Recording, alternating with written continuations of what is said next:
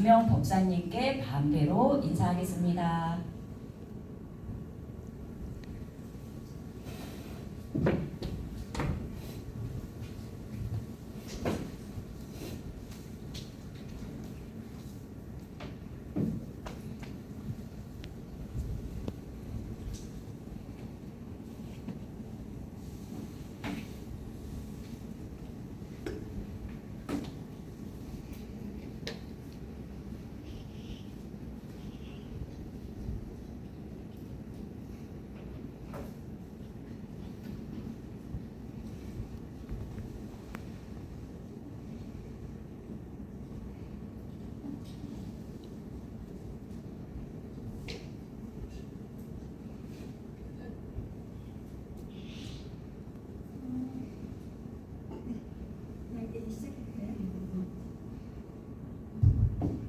네, 안녕하세요. 반갑습니다.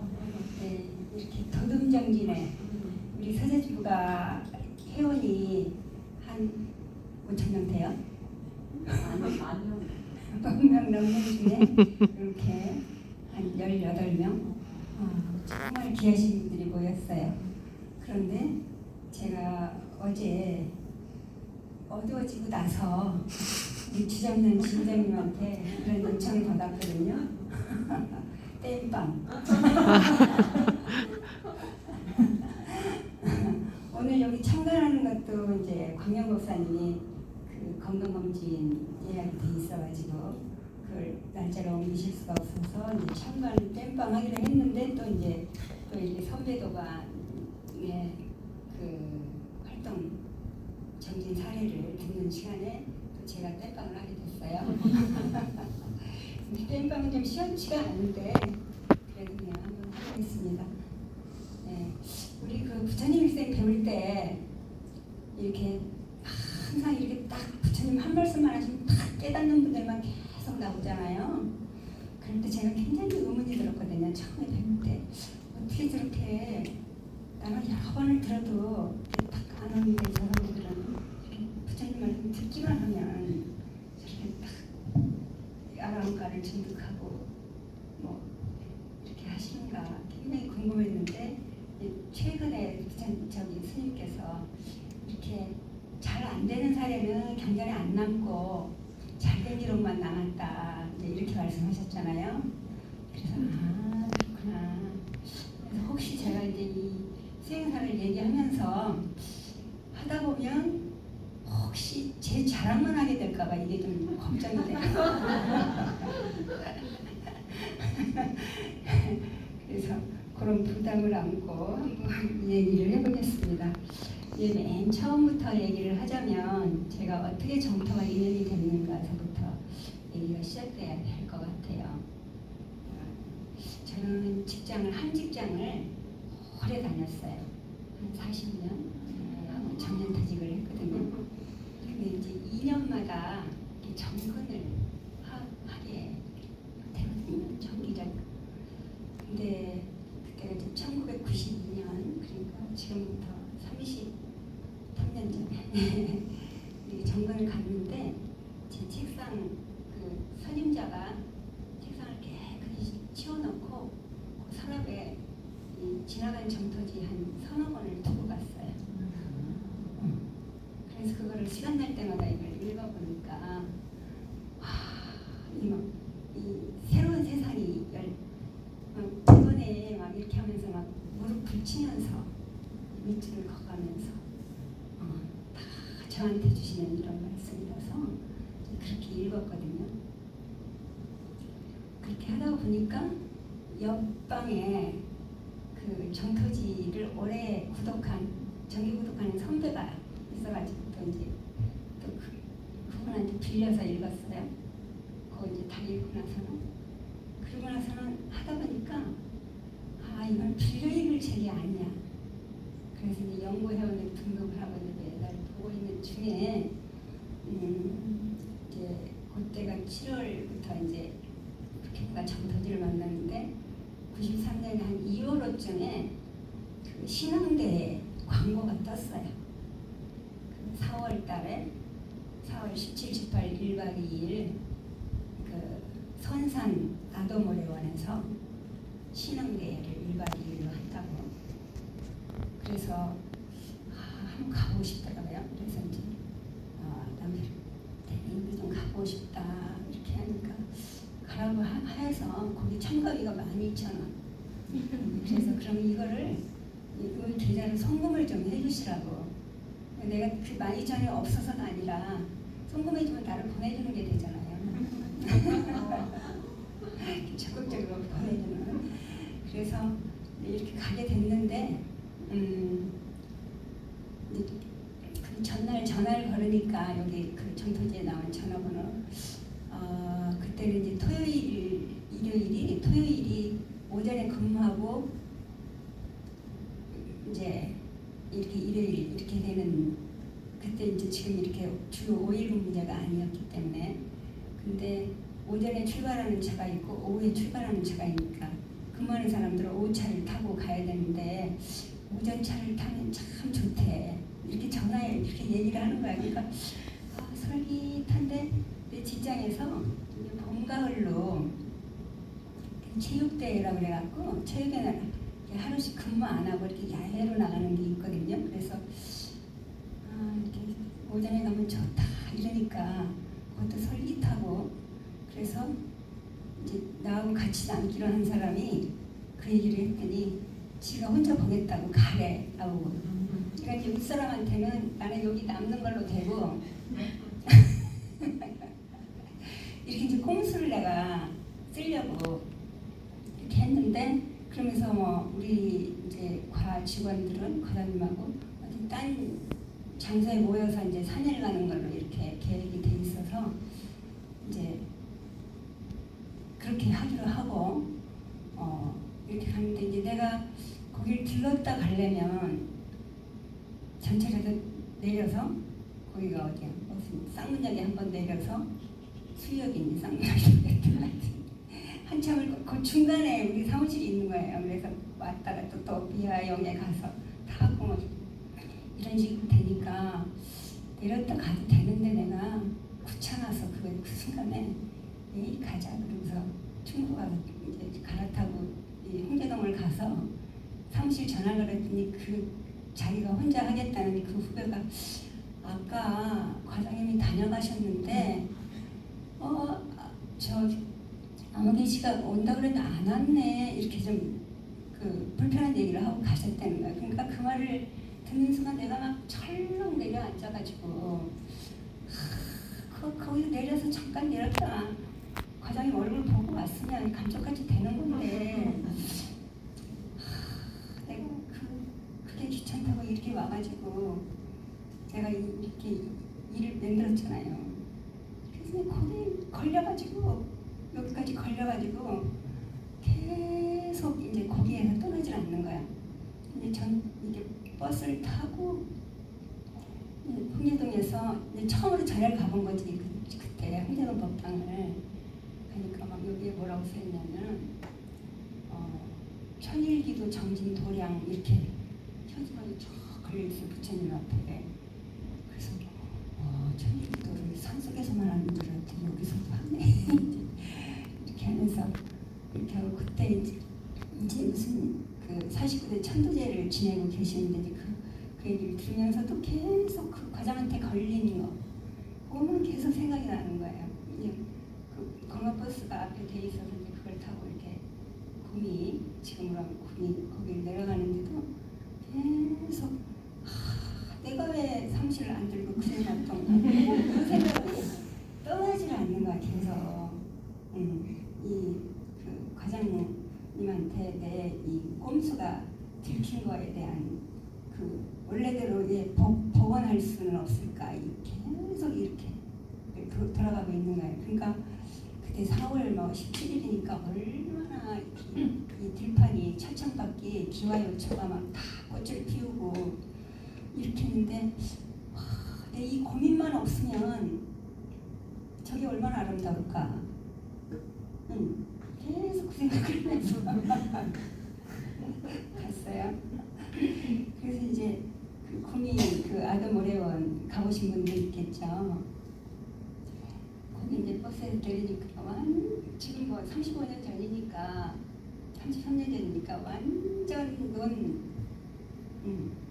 아무것도 없고 거기에 이게 좀 가니까 큰 눈 가운데 이렇게 하얀 비닐하우스가 이렇게 무슨 뭔고 그렇게 쳐 있고 이쪽에는 간이 공연관, 이쪽에는 간이 화장실 이런 식으로 이렇게 돼 있고 이렇게 돼 있는데 저는 그냥 1박 2일이라고 그래가지고 그럼 잠은 어디서 자지? 뭐 철야 이런 거는 상상을 해본 적이 없으니까 이렇게 하고 또 스님을 그때까지는 이게 정토지 안에 있는 활자로만 스님을 본 거예요. 그러니까 그 스님의 법문으로만 내가 저기 법륜 스님을 접했기 때문에 내 머릿속에 있는 법륜 스님은 이렇게 하얀 고스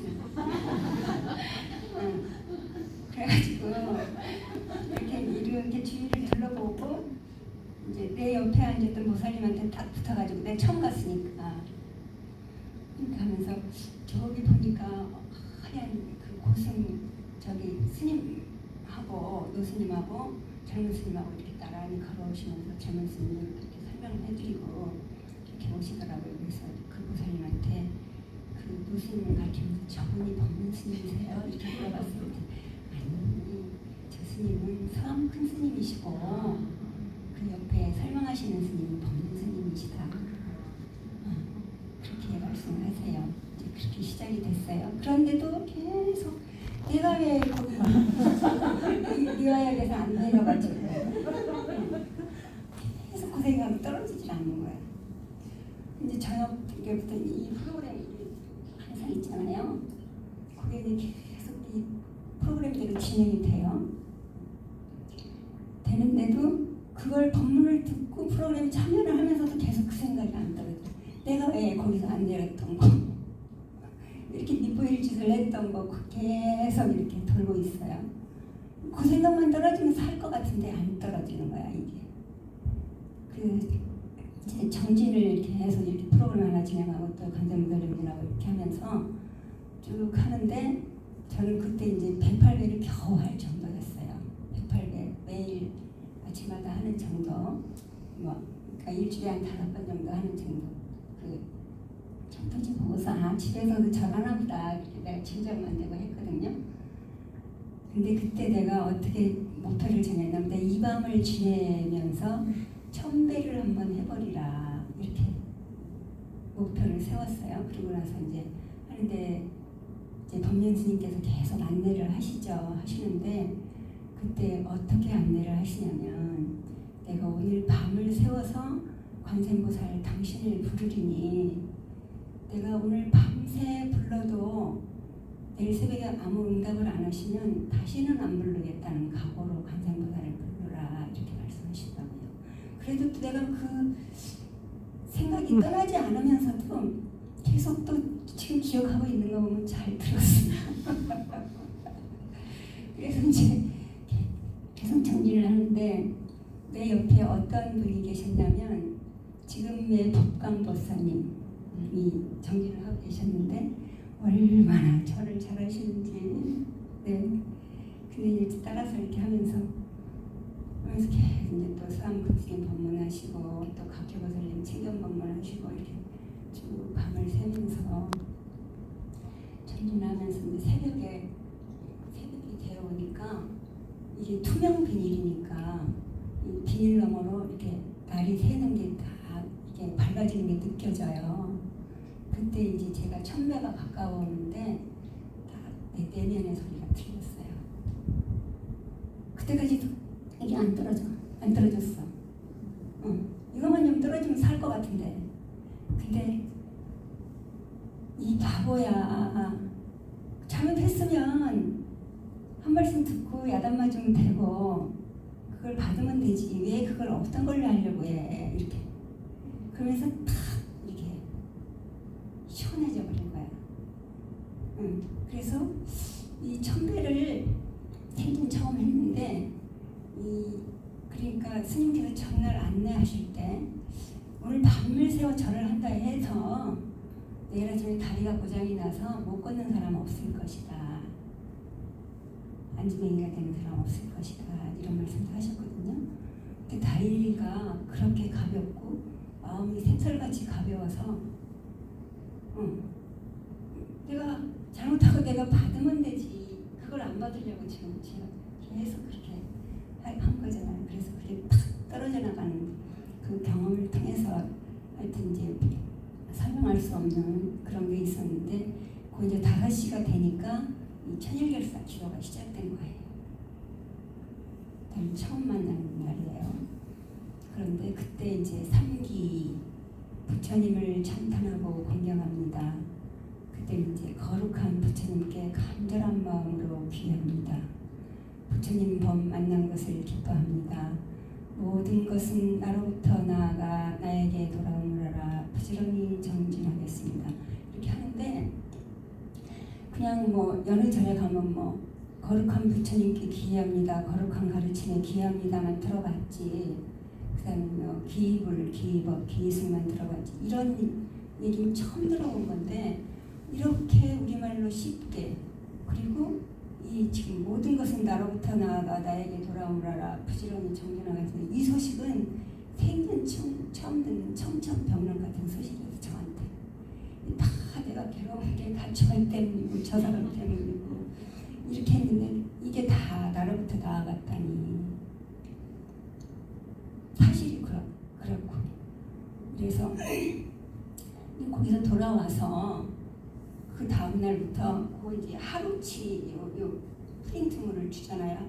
기도하는 그때는 이제 부처님의 일생을 이렇게 인간부터를 이렇게 발췌해서 읽고 있었던 모양인데 나는 그게 없으니까 집에 이렇게 막 찾아보니까 그 전에 내 친구가 자기 어머니 돌아가셔서 법공양한 그 저기 불교 성전이 있더라고. 거기에 보니 부처님 일생이 나와 있어요. 그래서 내가 이렇게 짜여가지고 그걸 갖고 이제 매일 그 순서에 맞춰서 제가 기도를 혼자 하기 시작했어요. 그 새벽 5시 혼자 그렇게 해서 한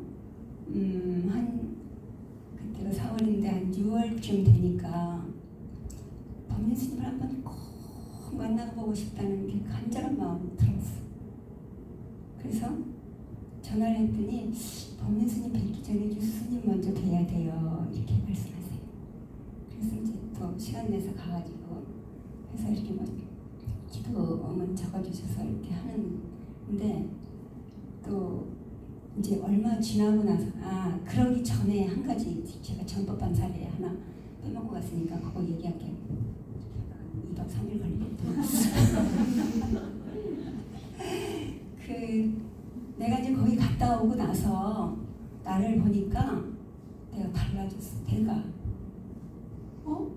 내가 이렇게 이쁜 말을 할 줄 몰랐는데 바뀌었어요. 그리고 내가 누구를 미워하는지도 모르고 미워했더라고. 이렇게 하니까 그리고 이제 돌아오는 버스 안에서 이게 나누기라는 지금처럼 하고 거기서 그 공지사항 광고를 하는데 다음 주 수요일부터 돌아온 날이 일요일이었잖아. 수요일부터 수목금 지금도 수요일날 정기 그 수행법회지만 그때도 정기 수행법 수목금 부처님 오신 날마다 특강을 스님께서 하신대요. 많이 참석해달라고 그래요. 그래서 저것도 한번 들어봤으면 좋겠다 이렇게 생각하고 와서 그 다음 수요일날 아침에 출근하면서 우리 남편한테 이러저러 해서 거기 퇴근하고 좀 갔다 오면 좋겠는데 이렇게 얘기를 하니까 그러지 말고 일찍 와서 저기 아이들도 챙기고 아버님도 챙기고 살림을 하라는 거야. 자기가 한번 가보겠다. 그러니까 이 사람이 저 안에 뭐 있다 이게 딱 느껴졌나 봐요. 그래서 좋다고. 그래갖고 그날 저녁에 이제 나는 설거지 다 하고 이렇게 가만히 앉아 있으니까 그 옆자리에 앉았던 보살님이 전화를 하셨어. 전화 받으니까 이게 좀 실망하는 그 뉘앙스 있잖아.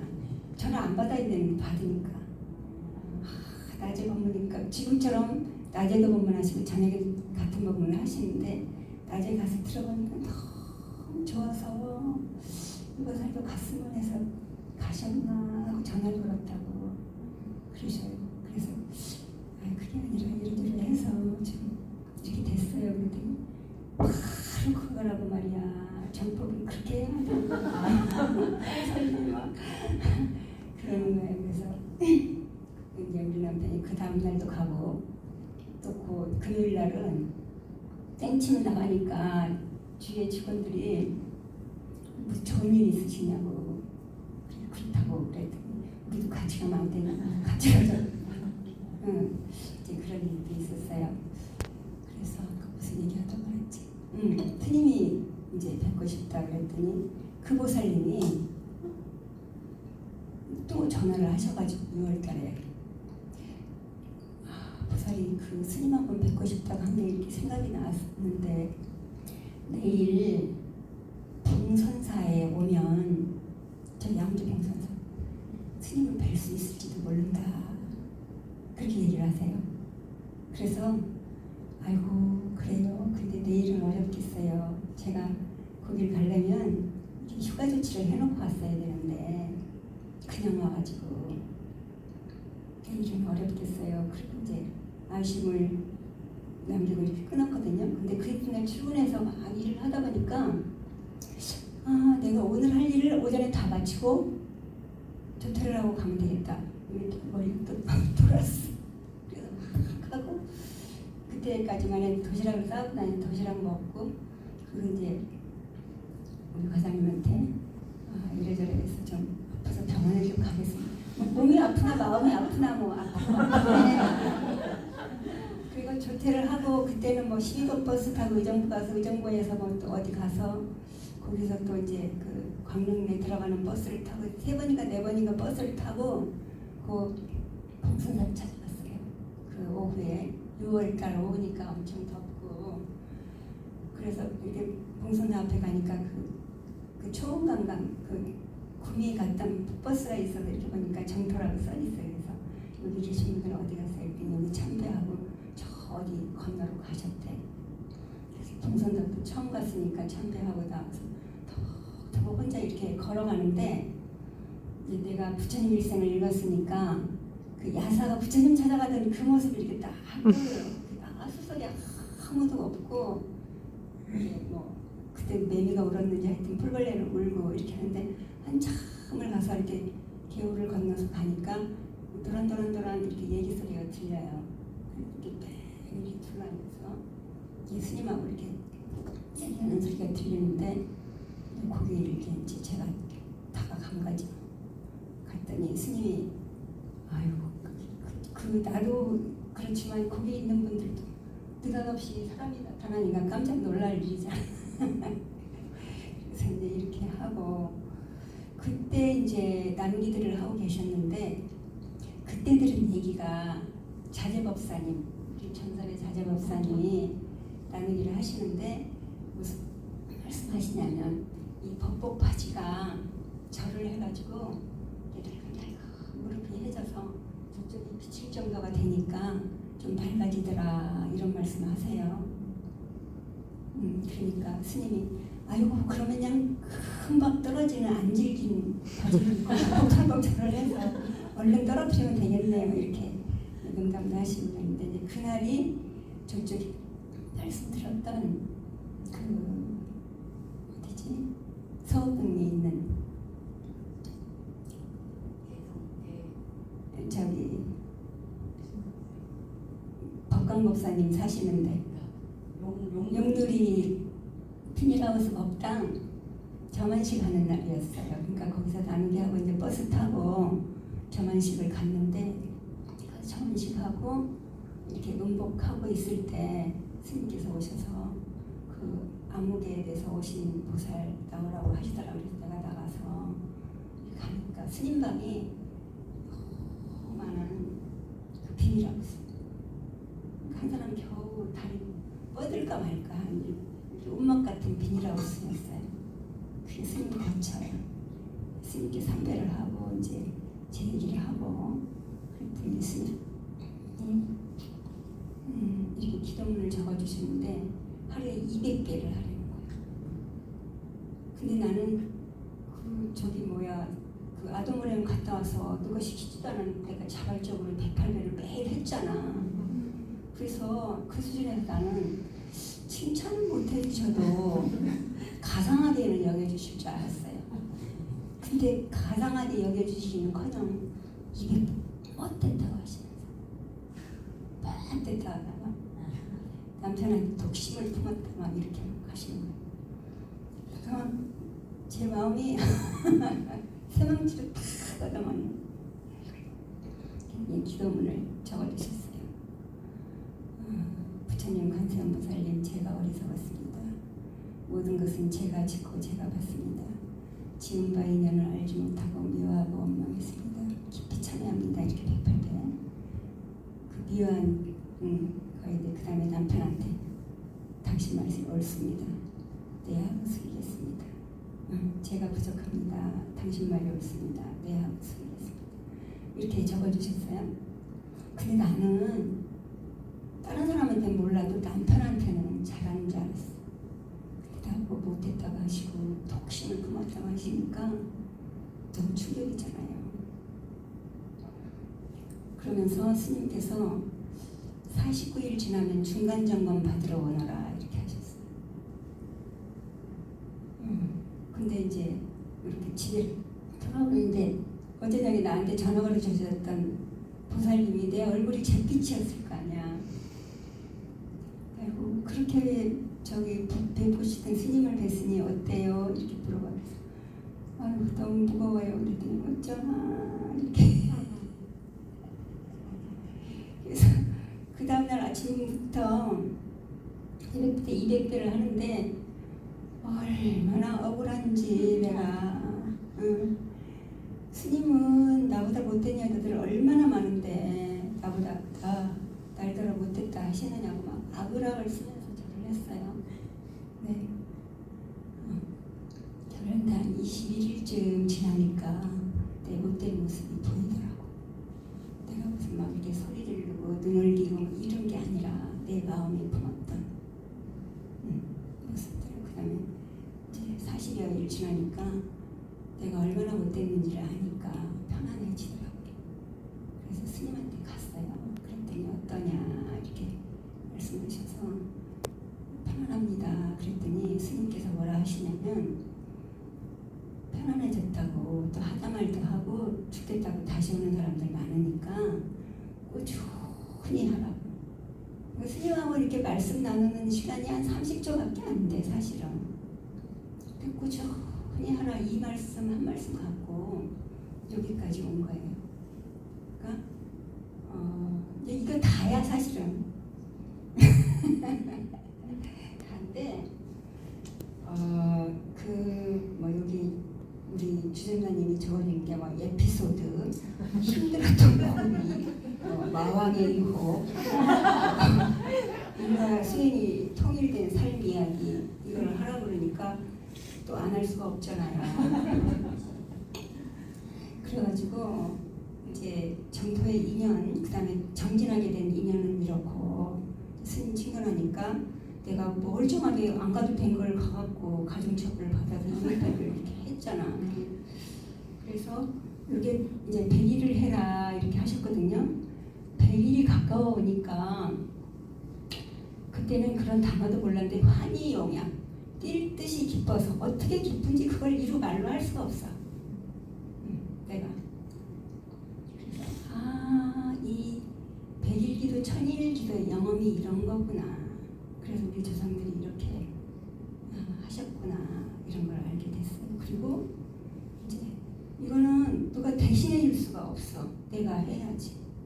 무슨 저 깊은 산사에 무슨 1000일기로 도량해서 동면 끼고 스님이 이걸 아무개 고치하고 읽어준들 내 해탈하고는 상관이 없는 거야. 내가 편해지는 거야. 안 하는 것보단 낫겠지만. 그래서 이거는 누가 대신해 줄 수가 없구나. 그 다음에 이거를 꾸준히 하나 하셨으니까 하다 말면 안 되는구나. 그러니까 이제 여러 얘기가 있지. 막 백일기도 천일기도 잊지 않나 그러면 막 사람이 구름장처럼 모였다가 집에 가서 하라 그러면 뭐 처음에는 뭐 좀 하다가 하다 말다 기록저록 흐지부지 이렇게 해서 회양식에 오는 사람은 손에 꼽을 정도 되는 거지. 옛날 큰스님 많이 하시는 얘기가. 그럼 뭐 어떡할 거냐 우리는. 근데 우리는 이렇게 장치가 천일기도 그냥 100일마다 만나서 하는 이런 장치가 있잖아요. 그래서 요거를 이렇게 꾸준히 따라서만 하면 그냥 되는 거지. 예. 그래서 그리고 5시라는 시간이 전혀 방해를 안 받는 시간이에요. 그동안에 난 6시에 일어나서 밥했으니까. 그래서 아무 방해도 안 받는 시간. 이렇게 한 데다가 이런 경험이 있잖아. 내가 이렇게 기쁘고 사람들이 안 믿고 화도 들라고 온전히 편해졌더라 보니까 화를 내가 들리더라고. 그때는 화 내는지도 모르고 막 살았어요. 덕하고 화내고 살았나 봐. 예, 그래서 이렇게 했는데 그러면서 이게 누가 대신해 줄 수도 없고 하루 빠지면 이틀 빠지기가 쉽고 이틀 빠지면 3일 빠지기 쉽고 그럼 이제 흐지부지 되는 거구나. 그럼 하루가 아니라 굉장히 중요한 하루잖아요. 그래서 내가 하루를 안 빠지려고 여기까지 왔어요. 그래서 하루가 아니다. 그러면 하루 빠진 거하고 하루 안 빠진 거하고는 무한대 차이잖아요. 그래서 여기 그럼 뭐 어디 여행 가셨을 때는 어떻게 했어요? 뭐 이제 여러 가지 질문이 있을 수 있잖아요. 근데 어딜 가도 이 낙가 하나 기도할 공간은 있더라. 이거예요.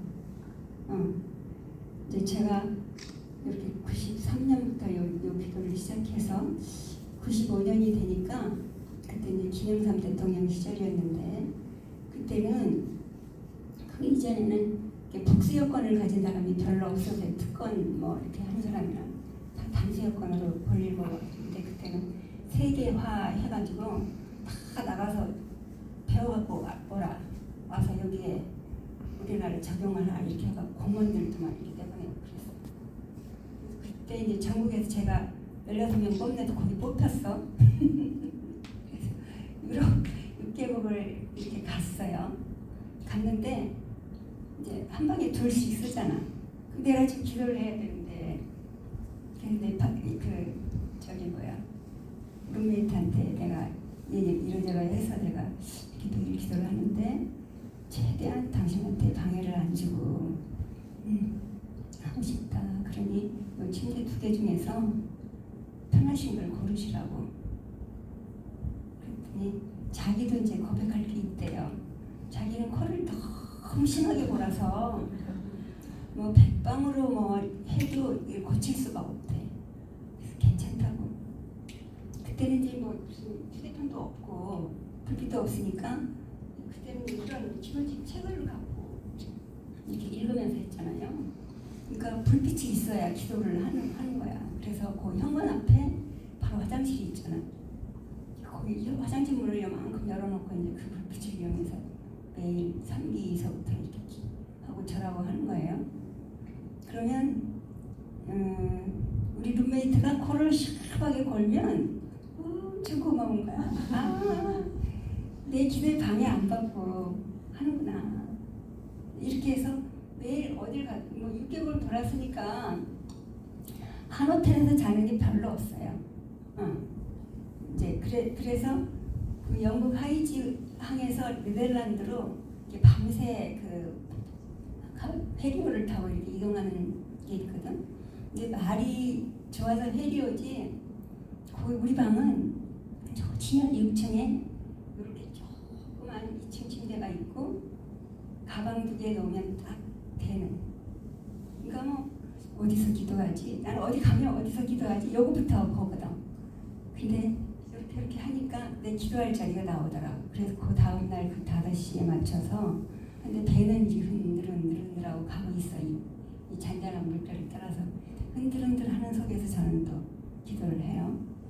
이렇게 하면서 이제 네덜란드 거치고 뭐 이렇게 해서 이제 이태리 해서 나중에 이제 마지막 기착지가 파리였는데 그때쯤 됐을 때 우리가 이제 그때 처음으로 막 여러 문물을 배우러 다녔으니까 엄청 일정이 빡빡했으니까 힘들잖아요. 다른 사람들 막 이 두고 막 큰일 났어. 근데 나는 아침 새벽에 기도한 이 힘으로 괜찮아요. 그래서 나만 벌써하고 귀국했는데 귀국해서 또 우리나라 시간으로 5시 그지? 응. 이렇게 하니까 뭐 시차 적응할 일도 없고 그냥 이렇게 다시 또 이렇게 하고 이제 직장에서 연수를 가면 한 방에 7, 8명 들어가는 때도 있거든요. 그럼 나 이렇게 들어가면 내가 내일 아침에 어디서 기도를 해야 이 나머지 사람들한테 좀 방해를 덜하고 할 수 있을까 이렇게 해서 벽 밑에 이렇게 제일 안창에 이렇게 해서 이제 그 사람들이 뭐 이런 걸 찍어 발리거나 말거나 나는 또 해요. 이렇게 해서 하다 보니까 같은 그 연설을 또 만나는 사람이 있잖아. 그러면 저 마과장이 하는 그러면서 매번 내가 이 JTS 복음지를 갖고 다녔거든. 돈 내라고. 저 사람 만나려면 배지님 한 개씩은 꼭 갖고 다녀야 된다.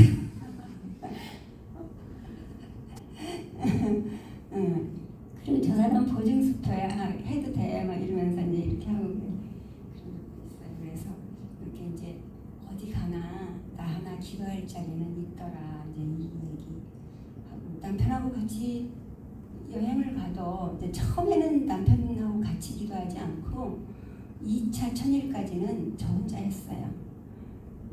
근데 남편 그 뭐 직장에 뭐 무슨 상휴가 무슨 보상휴가인지 뭔지 하여튼 이렇게 갑자기 생각 안 나는데 그걸 따라가게 됐는데 남편은 자고 나는 또 화장실 문 열어놓고 기도하고 혼자 또 동네 산책하고 이렇게 그냥 그렇게 해요. 했어요. 그래서 그렇게 했고 이제 그래서 나 하나 기도할 자리는 있더라 이렇게 했고 그 천일을 이렇게 하고 나니까 이렇게 살면 되겠네. 이 생은 다음 생 있는지 없는지 모르지만 스님이 하자고 하시는 대로 스님이 하라고 하시는 대로 살면 되겠네. 이렇게 좀 섰거든요. 그래서 이 3차 천일을 할 때 기도 한 번도 안 빠진 사람 하니까 나야. 나 혼자야. 또 이상순보살님이라고 노보살님 한 분하고 두 분. 근데 우리 딸이 엄마가 그거 한 사람에 뽑혀가지고 내일 가서 이걸 발표를 한다 그랬더니 우리 딸이 깜짝 놀라면서 그 절에 사는 사람은 어떡하고 절에 사는 사람은 다 했어야 되지 않느냐 이 말이지. 절에 사는 사람이 있는 거 아니까. 그래서 하여튼 몰라요. 이렇게 적도 있고 그래서 근데 한 3,000일 지나고 옛날에 이제 우리 천성산 뭐지 그 지율 스님이 이렇게 환경운동 하실 때 천성산에 그 인간띠기 하러 이렇게 포함사하고 가를 했는데 그때 그 내원사에서 이렇게 법문 듣고 할 때 갑자기 무슨 생각이 들었냐면 내가 지금까지 하루도 안 빠지고 했던 이 힘이 어디서 왔을까 이런 생각이 잠깐 들었어요. 법문 들으면서. 그러니까 이 스님께서 200배 정진하라고 한 것이 그게 큰 힘이었구나 이런 생각. 108배만 계속하면 그것만 하려고 허덕허덕 했을 거 아니야 숙제. 근데 내가 200배를 한 게 있기 때문에 108배는 그냥 가볍게 할 수가 있었던 것 같아요. 그래서 내가 이제 지금도 우리 대중들한테 이렇게 얘기할 때 하기 싫으면 300배 해라. 그러면 108배는 아주 가벼워지니까 이제 이런 얘기 하고 그럼 제가 이렇게 108배만 했겠어요. 사실 직장인 불장모임에서 매월 한번 저 어디야 저 승가사에 가서 3,000배를 한대요 차례로. 나보고 오라고 그래. 어디 다른 기관에 파견을 나가는데 생 처음 나가는 거니까 또 나도 오라 하니까 갈 수밖에 없잖아, 그지? 그리고 어떤 일이 벌어질지 모르니까 그래서 매달 한 번씩 가서 삼천배를 하고 또 우리 서초문화회관에서도 저쪽 불법당에서도 매월 삼천배 치가정진을 했던 적이 있어요. 그래서 저하고 이제 저기 지금 무안에 가 계시는 보호사님하고 이렇게 한 적이 있는데 그런 가행정직이 있어야 이게 밀고 나가는 힘이 있어요. 그래서 혹시라도 하기 싫을 때는 천배를 하고 삼천배를 해라. 이런 게 있고 또 이제 가행적인 얘기가 나왔으니까 2014년에 저희 어머니가 돌아가셨는데 일주기가 돌아오는데 그때 돌아가셨을 때는 하도 오래 이렇게 고생하시다 돌아가셔서 이 슬픈 건 잘 몰랐어요. 그냥 편안해지셨다 그랬는데 일주기가 돌아오니까 좀 마음이 좀 이렇게 가라앉고 또 이렇게 제사가 돌아오는데 우리 큰 동생이 제사를 지내는데 이 카톡에 뭐라고 떴냐면 제사 지내고 나면 먹을 게 없으니까 음식 한 가지씩 해서 갖고 오세요 이렇게 떴어요. 그때 내가 확 올라왔어. 아니 제사면 온 동네가 다 먹고도 음식이 남는데 웬 먹을 게 없다니. 그 제사 지내라고 뭐 저기 집도 주고 뭐도 주고 다 우리는 다 포기했는데 이게 이제 올라온 거야. 근데 그 올라오니까 그게 이제 내 동생이 밑되는 거잖아요. 내가 이 미운 마음이 들어가니까 괴로워서 못 살겠는 거야.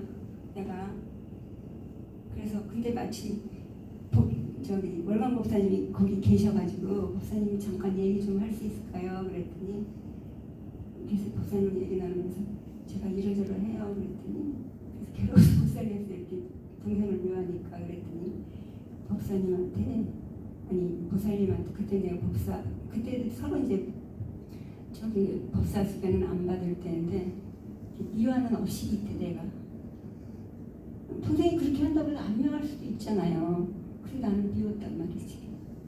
응. 이제 그렇게 얘기하다가 그 애가 또 엄청 더웠어요. 그래서 법사님 안 더우세요? 그랬더니 더워요. 근데 그 법사님이 언제 한번 인도 성지순례를 다녀오셔서 거기 봉사를 가시려고 직장 그만두고 그 준비를 생활 속에서 하시는데 겨울에 불을 안 떼고 난방을 안 한 방에 주무시고 여름에 선풍기를 안 켜신다는 얘기를 제가 들었어요. 거기 가서 적응하시려고. 거긴 전기가 없으니까. 그러니까 하여튼 그랬는데 그래서 근데 그 법사님이 뭐라 말씀하시냐면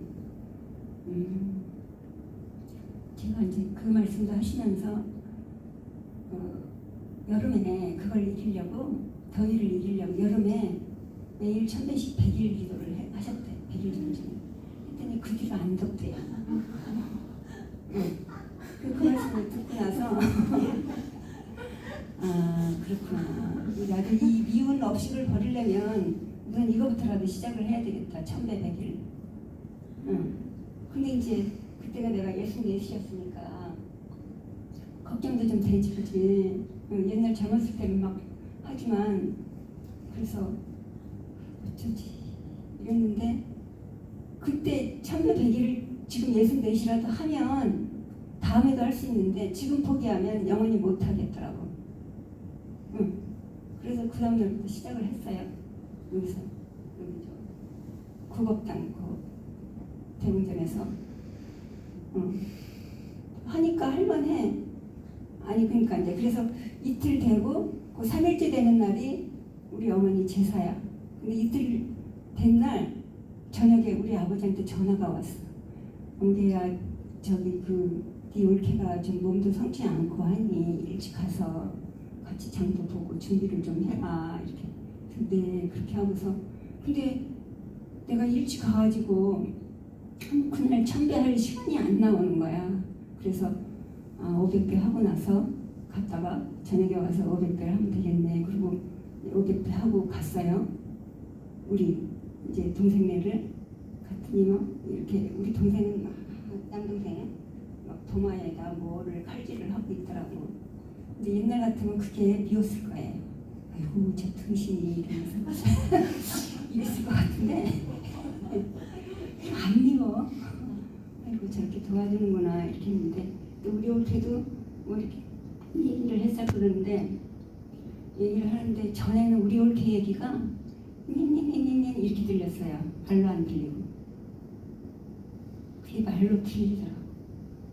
그래서 이 이틀 반 한 이 공덕이 말이 올케 말이 이게 앵앵앵으로 들린다는 걸 듣기 싫다였잖아 내가. 응?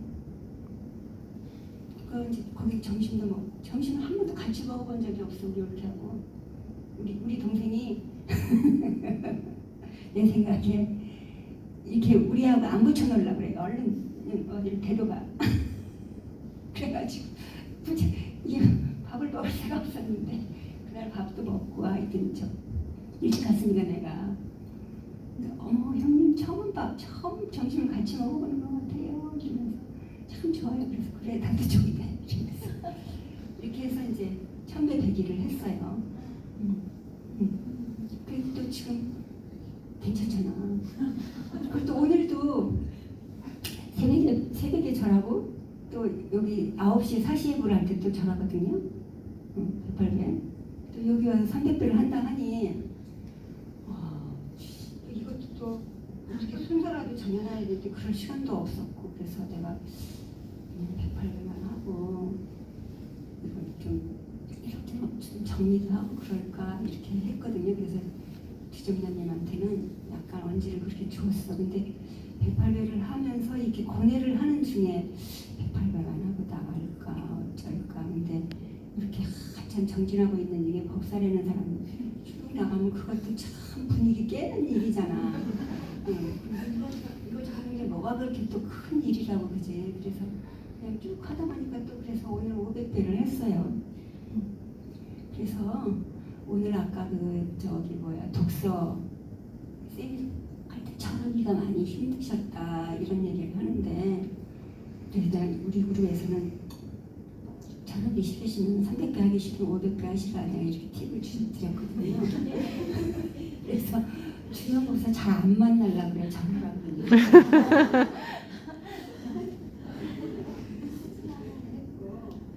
지금 시간이 다 됐네요. 아무튼 그래서 생활 속에서 어떻게 힘든 고비는 많았어요. 그러니까 이 정진하기가 힘들었던 건 아니고 우리가 전에 이제 혼주동 시절에 보현 해본을 배웠거든요.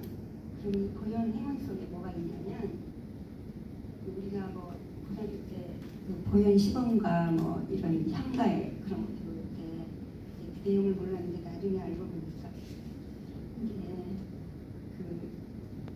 보현보살의 10가지 대원 이걸 배우는데 우리 다 전거뱀자들 있죠. 그러면은 그거 뭐야 아닌 분도 있어. 우리 2달에 한 번씩 포살하고 나서 보현의 행원을 부르잖아요. 그럼 허공계가 다 하고 중생계가 다 하고 이게 다 할지라도 나의 원은 끝이 없다. 이 내용이에요. 그래서 그걸 할 때 지치거나 싫어하는 생각이 없느니라. 이게 매번 10가지에 다 이렇게 나오거든요. 근데 나는 다행히 이 정진이 지치거나 싫어하는 생각이 별로 없었어. 그러니까 내가 이 스님 200배의 그 법문을 듣고 이렇게 했을 때 이렇게 하기만 하면 된다는 확신이 있기 때문에 내가 안 해서 그렇지 게으름 펴서 그렇지 하기 싫어해서 그렇지 하면 된다.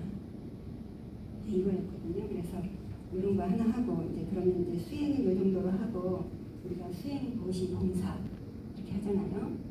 그럼 수행은 이제 주로 이제 그 골자가 정진, 보시는 이제 내가 가진 것을 시간이면 시간, 돈이면 돈, 뭐 이거를 이제 부족한 사람들을 위해 쓰는 거잖아요. 이 보시가 목숨을 내놓는 게 가장 큰 보시잖아. 사실은 우리가 금강경에서도 뭐 불가설 하면서 막 아침에도 저기 목숨을 보시하고 점심에도 보시하고 저녁에도 보시하는 그 공백이 얼마나 크냐 막 이런 비유가 막 끝없이 나오잖아요.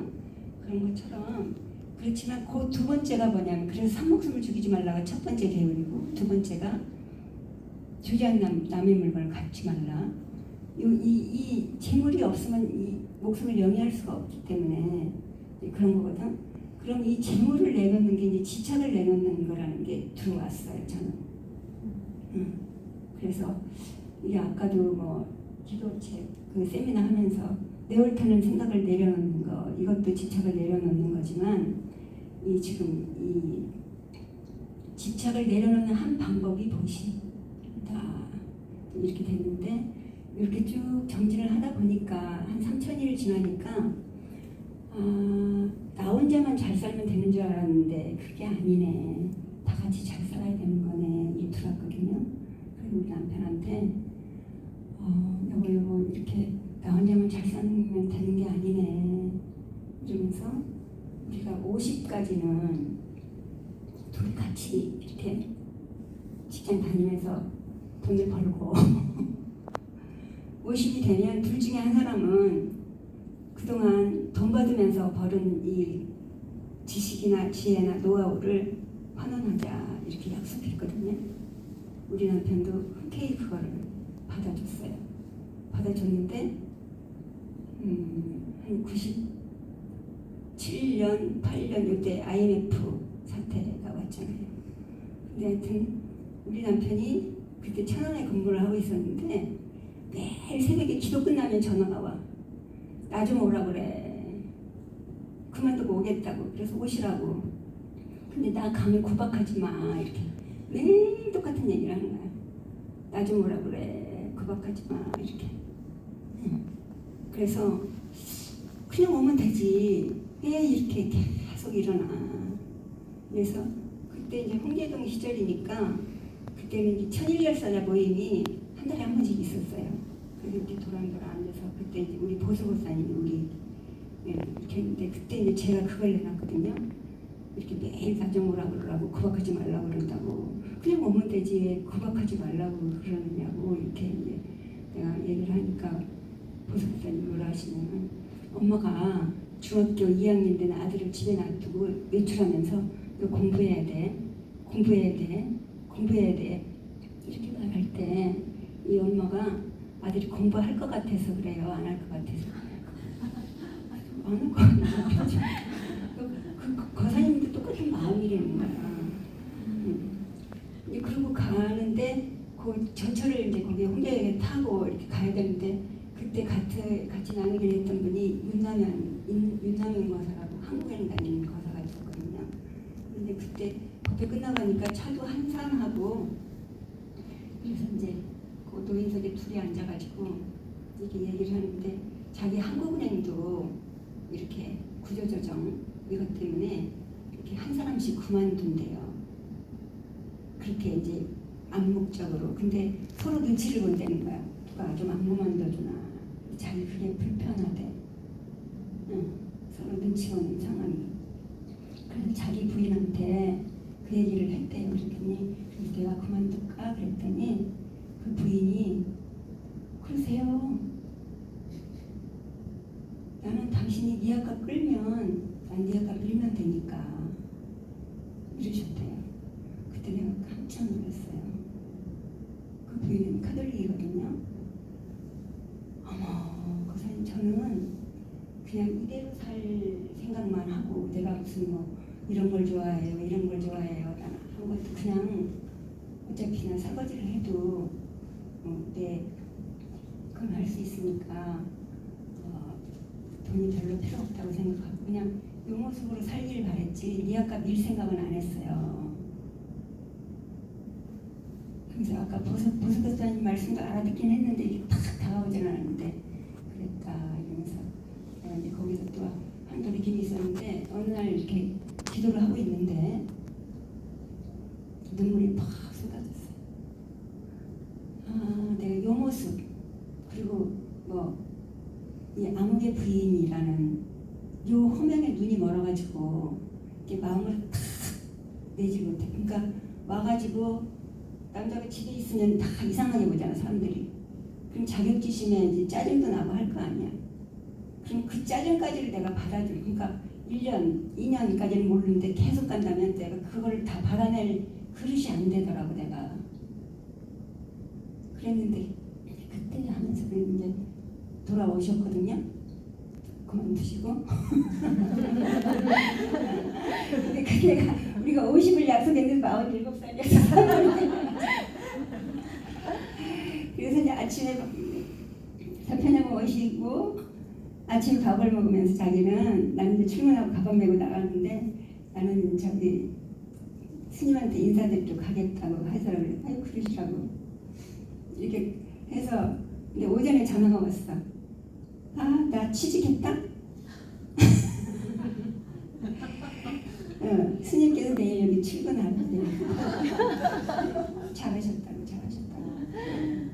근데 내가 그렇게 나 좀 오라 그래. 그때도 그게 지금 그게 무슨 뭐 거기에 견디기가 일하기가 싫어서 그런 게 아니라 그 세상이라는 게 그렇잖아. 99성 가진 사람이 한 성 가진 거 뺏을 세계가 싫어서 그런가 보다. 내가 이렇게 생각을 했기 때문에 그런 세상은 정토밖에 없는 거야. 자기 집에 있는 한 성 가져오는 사람들이 모인다니까. 여기 와서 일하면 괴로움이 없을 것 같은데 내가 그 말은 안 했어요. 반발할 수도 있잖아요. 그치? 그냥 자기가 알아서 다 부처님이 알아서 취직시켜 주셨잖아. 그래 하는데 우리 집에서는 몰라요. 아빠가 직장 그만두셔 오셨는지 뭐 월급을 안 받는지 이런 거 아무도 몰라. 나만 알아. 나하고 둘이만. 근데 이게 너무 좋은 거야. 이렇게 편안한 세상이 이런 아름다운 세상이 있다는 거를 매일매일 느끼는 거예요. 그래서 수행고지 봉사를 하면서 봉사에 이런 것도 있다. 이제 그래서 JTS에서 뭐 이렇게 그 직장 뭐라나 그 퇴직하신 거사님들 모아서 이렇게 교육할 때 있거든. 그럼 우리 거사가 가가지고 이제 자기 사례담 얘기하면 그 질문이 뭐가 나오냐면 본인은 그렇게 할 수 있는데 집에서 그거를 용납을 하느냐 이제 이 질문이 많이 나온대거든. 다행이다 그런 걸 하고 이제 이렇게 했단 말이야. 그래서 이렇게 이제 했고 그래서 이제 봉사도 막 하라 그러지 않거든. 자기 먹을 거는 자기가 책임져야 돼. 그래서 나도 내가 책임을 우리 저희 살림을 책임졌기 때문에 이렇게 올 수가 있었잖아요. 스님께서는 항상 그거를 딱 챙겨주시는 거예요. 처음에 이제 이렇게 여기 오셨을 때 여름 수련을 갔는데 스님께서 이렇게 마주쳤는데 저한테 보살 절대 거사님한테 돈 벌어오라고 하시면 안 돼요. 이렇게. 그래서 스님 걱정하지 마세요. 저 돈 많아요. 돈이 많은 게 뭐냐면 어차피 나 죽을 때 10원이라도 남겨놓고 갈 거거든. 빚주고는 안 갈 거거든. 남는 돈이 10원, 100원은 있을 거라고요. 그래서 걱정하지 마세요. 그렇게 이렇게 편안한 그래서 수행도시 봉사가 이렇게 다시 뭉뚱 열어서 수행 이렇게 되면서 이렇게 가는 거고 좋은 얘기가 라고 할 수는 없지만 사례가 많은데 몇 시간 제가 이제 직장을 아까 어디 파견 나갔을 때 있었거든요. 국민권익위원회라는 데로 파견을 나갔었어요. 그런데 그때 이제 거기는 우리나라에서 가장 악성 민원의 종착역이에요. 안 되고 안 되는 거 거기로 다 모여서 하루에 와서 4시간씩 얘기하다 가는 사람도 있어. 근데 그때 우리 정일사에서 명심문이 뭐였냐면 온 몸과 온 몸으로 잘 듣겠습니다. 그때 명심문이. 그러니까 그거 딱 맞잖아요. 그래가지고 어떤 할아버지가 가가지고 막 4시간씩 얘기하면 들어주면은 나중에 감동해갖고 가요. 들어줘서 고맙다고. 하고 또 한 사람은 어떤 엄마야 이렇게 막 막걸리에 목이 심는 것 같은 엄마가 와서 이 시간을 자기 딸이 있는데 그게 이제 자기가 그 뭐 요정 뭐 이런 걸 하셨던가 봐. 근데 그때 그 누구라고 우리나라의 어느 굴지의 기업에 혼외자를 자기가 딴 거야. 근데 그 집에서 안 받아들여줬어. 자기가 너무 그 딸하고 살기가 너무 빡빡해서 그 아기를 데리고 성북동에 찾아갔었더니 그 사람들 이렇게 자기를 대하는 모습 보니까 그 아기를 그냥 내려놓고 오려고 갔는데 거기다 놔뒀다가는 아기가 죽게 생겼더래. 그래서 돌아오고 왔대요. 그래서 이제 이 회장이 돌아가시고 거기 있던 자식들은 다 상속 포기를 했는데 이 엄마는 미련을 못 버렸든지 아무튼 몰라서 그랬든지 이 딸내미는 그 법원에 엄마가 이제 이 집 딸이라고 그 아버지는 자기 딸 아니라고 막 그러는데 그 인지 무슨 신청을 했어 법원에. 그래가지고 법원에 가서 딱 그때 그 법정에서 아버지 얼굴을 한 번 보고 못 본 사람이야 이 딸내미는. 근데 그 판사가 저렇게 붕어빵 같이 닮았는데 부인을 하려고 그래. 그럼 그거 거기다가 실지만 않았으면 아무 일이 없었을 텐데 그걸 그 집에 호적에 올리는 바람에 몰라서 그랬든 뭐 어쨌든 그 큰아들은 큰아들이라서 상속 포기를 안 하고 얘는 몰라서 안 하고 해갖고 그때 돈으로 양도소득세가 이제 그 있던 재산들이 다 이제 경매에 넘어갔잖아요. 한 4억 얼마가 이 아가씨한테 부과가 되고 그러니까 아무것도 못해. 다 압류가 되고 그러니까 카드 한 장 못 가지고 자기 이름 된 전화기도 못 갖고 이렇게 되니까 막 엄마한테 막 폐악을 부리는 거지. 그러니까 이제 그거를 와서 4시간을 하소연을 하는 거예요. 그 얘기를 다 들으면서 그게 사실이 아무것도 받지 못한 게 근데 이 실정법은 어떻게 할 수가 없잖아요.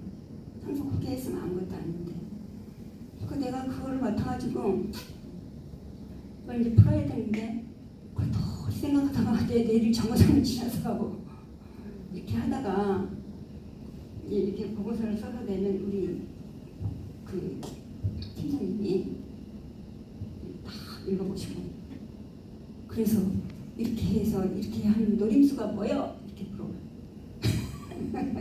그 이 노림수라는 말이 굉장히 좀 그렇잖아. 근데 이게 그 노림수라는 말이 이렇게 좋은 말은 아닌데도 이게 딱 알아차림이 있으니까 이렇게 표현을 그렇게 하시는 노림수 같은 거 없습니다.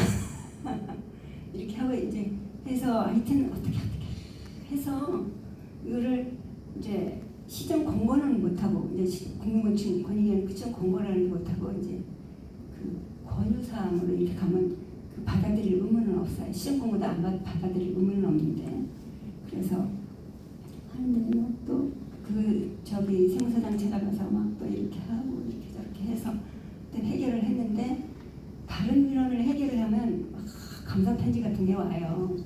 이 사람은 감사할 줄을 모르는 거야. 그런 감사할 세계에서 살지 않았기 때문에 전화 하나도 할 줄 몰라. 그래도 나는 근데 이제 그 워크숍이 저 어디에서 있어서 태안인가 어디에서 근데 나보고 그 사례를 발표하래. 이 노림수가 뭐야 했던 사람이. 그래서 그 수많은 사연을 5분 안에 발표를 해야 되는 거야. 그래가지고 그걸 그래서 발표를 하는데 거기에 70%가 오르다는 거 아니야. 그 얘기를 듣고. 그리고 우리 위원장님이 그 옛날 저 문재인 정부 때 울산시장 우리 시장님 위원장님이셨거든. 감동을 하셔가지고 그때가 제일 전성기였던 것 같아요. 제가 그래서 근데 정진이 없었으면 어려움이 많았을 거예요. 그래서 오늘 정진에 대해서 이렇게 얘기하라 이렇게 해서 땜빵도 나와서 얘기를 했는데 결론은 이제 이렇게 우리 대중들하고 얘기하다 보면 막 힘들다 그러고 막 못한다 그러면 아프다 그러고 이게 정말 못하는 일이냐 하기 싫은 일이냐. 저는 이제 그 근무하는 도중에도 여러 번 이런 경기에 닿을 때가 있었거든요. 그러면 집에 가고 싶을 때도 많았죠. 근데 이제 나를 전문대답을 하는 거예요. 이게 정말 못하는 일이냐 하기 싫은 일이냐 이렇게 계속 묻답하고 하다 보면 내가 하기 싫은 누가 해도 할 일이잖아요. 근데 누가 해도 할 일인데 내가 못해내는 거는 내가 하기 싫대. 그래서 누구는 할 수 있는데 내가 못해서 가는 건 창피하잖아. 이렇게 해서 이렇게 하고 했는데 그래서 이제 이렇게 상담을 하다가도 이게 못하는 일인지 하기 싫은 일이 한번 생각해봐라 이렇게 하면 다 이렇게 돌이키시더라고요. 그래서 이 정진도 5시 일어나서 정진하는 게 쉽지 않죠. 나는 잠깐 쉬운 줄 알았어. 누구나 다 이것만 알면 하는 줄 알았어. 그랬더니 그 다음날부터 안 하는 사람도 많더라고요. 이렇게 좋은 거. 네, 이 정도로 하겠습니다. 네.